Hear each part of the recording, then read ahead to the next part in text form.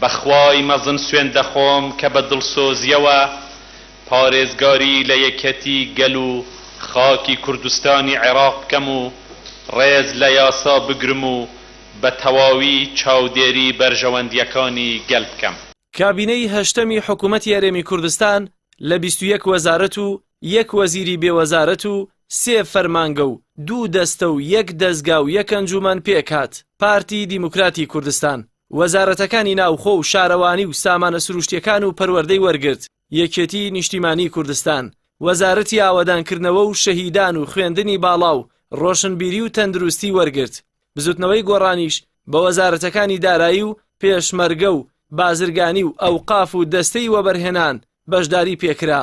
یەکگرتووی ئیسلامیش بە وەزارەتەکانی کارەبا و کار و کاروباری کۆمەڵایەتی و وەزیری هەرێم بۆ کاروباری پەرلەمان و دەستەی گشتی ناوچە کوردستانیەکانی دەرەوەی ئیدارەی هەرێم و وەزیری هەرێم کە تەنها لە کۆبوونەوەکانی ئەنجومەنی وەزیران بەشدار دەبێت بەشداری پێکرا. هەرچی کۆمەڵی ئیسلامیشە بە وەزارەتەکانی کوشت و کاڵ و وەزیری هەرێم بۆ کاروباری ژینگە و دەستگای گشتی کاروباری مین بەشداری پێکرا. وەزارەتی کوشت و کاڵ و پێشمەرگە و ئەوقاف و بازرگانی و ژینگە و دەستەی وەبەرهێنان و دەستگای کاروباری گشتی مین وەزیرەکانی کە سەر بە کۆمەڵی ئیسلامی و بزوتنەوەی گۆڕان بوون دەستیان لە کار کێشایەوە.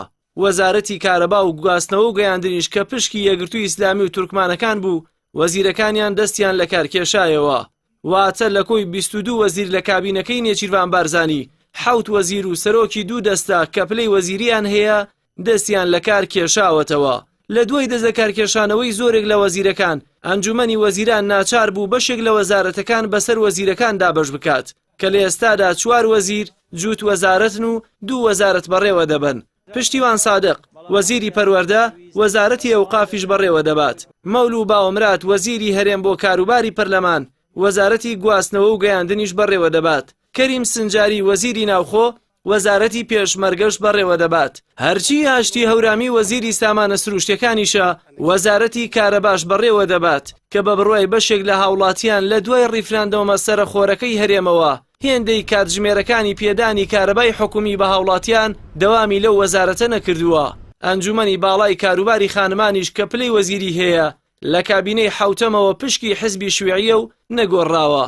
وەزارەتی داراییش کە پشتی بزوتنەوەی گۆڕان بوو بۆ ماوەی 2 ساڵ بێ وەزیر بوو. نێچیروان بارزانی ڕێباز حەملانی وەک کەسێکی سەربەخۆ کردەوە وەزیر لە وەزارەتە پێشەوەی بزوتنەوەی گۆڕان بە فەرمی لە کابینەی هەشتەمدا بکشێتەوە. هاوڵاتی بوون پرەنسیب و بەهاو پێوەری یەکەمی کار و هەڵسوکەوتی حکوومەت لە دابینکردنی ماف و دەست نیشانکردنی ئەرک و ڕەخساندنی دەرفەتی یەکسان و وەک یەک بۆ گشت دانیشتوانی هەرێمی کوردستان.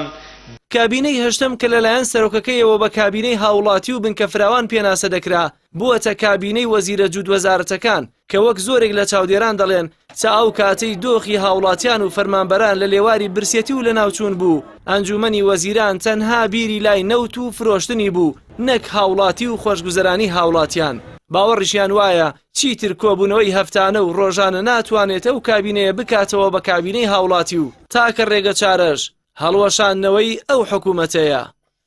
ئەم کابینەیە هەوڵی تەواو دەدات بۆ بەدامەزراوەکردنی حکوومەتێکی کارا و شەفاف، بنەمای هاوڵاتی بوون، جیاکردنەوەی دەسەڵات، ئاشتی و دادپەروەری کۆمەڵایەتی،